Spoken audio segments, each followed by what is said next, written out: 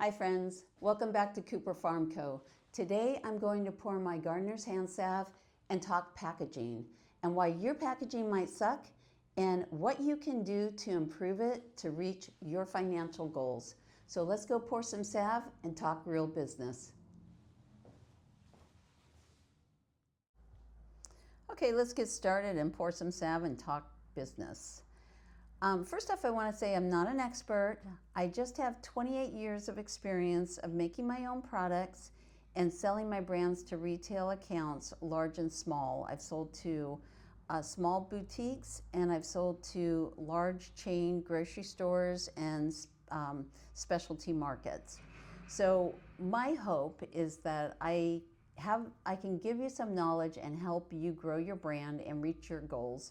And so these are my opinions only, so take them for what they're worth.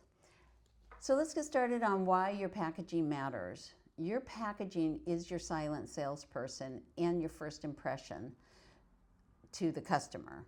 So you're not going to be standing there hand selling every product that goes out the door like you would at a craft show. So your packaging definitely has to be the salesperson for you. Buyers of these markets have so many brands to choose from, and they often decide on products that present well. And great packaging will build trust before the product is ever touched, smelled, or tasted. So I want you to think like a retail buyer and what they may care about. Does your packaging look professional? Will it photograph well for their social media? Does it fit with the store's aesthetics? And is pricing consistent with the perceived value? Retailers don't want to educate customers, so your packaging should do all the heavy lifting for them. So here are a few tips to upgrade your packaging.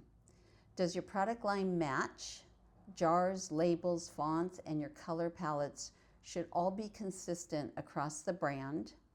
Inconsistent or generic packaging signals this is a hobby, and consistent professional packaging signals that it's a real brand. Same label placement across the products. You should make sure everything is very consistent there.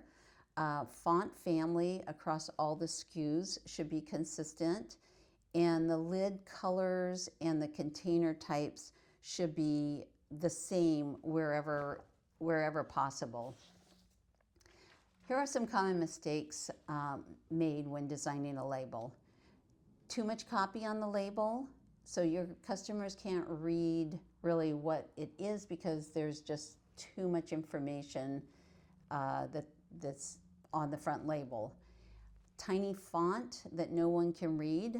The population is definitely getting older and we're all wearing glasses, so make sure it's bold enough that it's legible. And putting a picture, say you have a picture of your farm or something that you want to put on the packaging, is this going to shrink down and still be something that a person can make out, what it is? So if you do have a picture or graphics like that, just make sure it's very simple and it can be shrunk down to like a ½ inch or an inch of a size. Now, what actually works on a packaging? Clear product name and maybe a benefit of the product. So is it ultra moisturizing? Is it great on toast? So you want to call out, if you can, on the front of your package what benefit the customer might get by buying it. And is the brand name easy to read from, say, about 3 feet away? Here's a retail reality. Customers don't read. They walk in and they scan. Kind of check yourself next time you go shopping, and are you sitting there and just reading every label, or are you just kind of scanning the shelf and seeing what jumps out at you? Buyers want labels and packagings that feel clean and confident. Here's another question to ask yourself. Does my product disappear or stand out next to others? So I'm going to suggest that as you're updating your packaging, you can go find a local retailer and ask their opinion, but definitely don't get your feelings hurt if they have some negative feedback, because this could help you.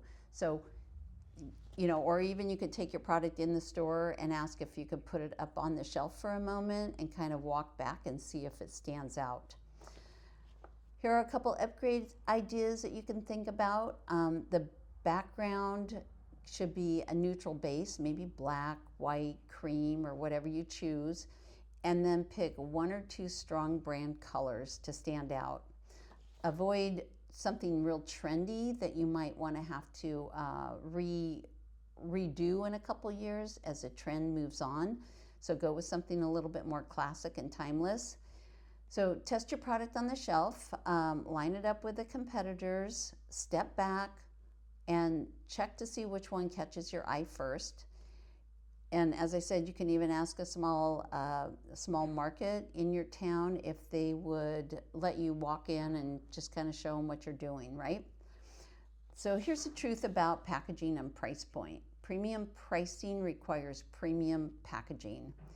Try thicker labels, upgrade your paper stock. It might cost a little more, but in the long run, you will be able to command a higher price.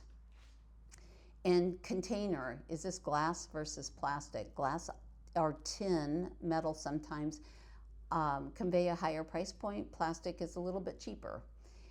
If it looks expensive, you can ask for a higher price. So is your packaging ready to sit and compete on a store shelf? Is it easy to open? Is it easy to close? Is it easy to stock and stand up on the shelf? Will it tip over? It needs to be easy for the customer to display.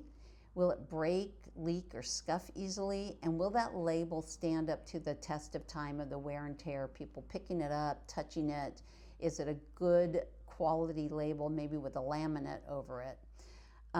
So tell a story with your packaging, and it should hint to where it's made, why it's special, and who is it for. Not everything needs to be said on the packaging.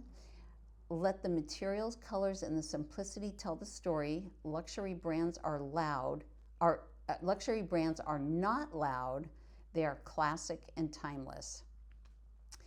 A few small upgrades can get you started in the right direction. Maybe think about using matte labels instead of glossy, branded or stamped seal, and clean photography that matches your packaging.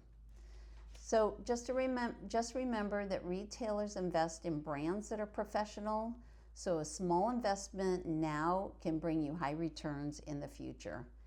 Thanks for pouring salve with me and talking business today, and I definitely hope to see you back here very soon.